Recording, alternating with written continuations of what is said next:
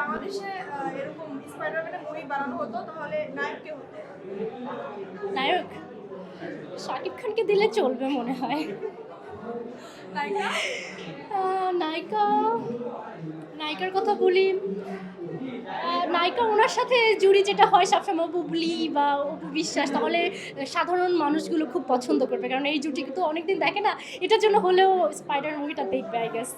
আচ্ছা, যদি শাকিব খান, বুবলি, অপু বিশ্বাস তিনজনকে এক সিনেমায় যদি কাস্ট করা হয় তখন সিনেমাটা কেমন হবে? তো খুবই মারাত্মক হবে, মানুষ খুব মজা পাবে, দেখতে আসবে, কারণ বাংলাদেশে এইসব ঘটনাটা খুব অহরহর, যেটা শাকিব খান, বুবলি আর হচ্ছে আর হচ্ছে অপু বিশ্বাস, এই তিনজনের মধ্যে চলে।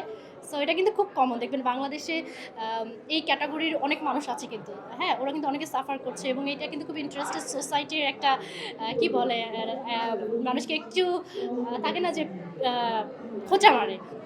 সো এই ছবিটা ভালোই হবে আমার কাছে মনে হয়। আচ্ছা, আমার আরেকটা কোশ্চেন, সেটা হলো একটা রিলস দেখেছেন কিনা জানি না, টাইটানিক মুভি নিয়ে। যে টাইটানিক মুভিতে আপনার জাহাজ হতো আপনার ঈগল, আর কি জানি বলে ডলফিন হতো পাঙ্গাস মাছ। তো আমাদের ক্ষেত্রে এখানে স্পাইডারম্যানের যে ভিজুয়ালটা, ওইটা কোন এরিয়া হতো?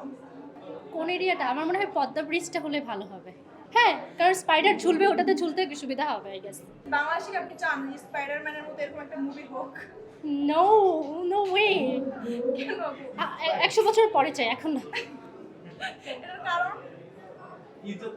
কারণ মানে এটার কারণ আসলে আমি বলতে পারবো না, বাট আপনিও হয়তো বুঝতেছেন কেন।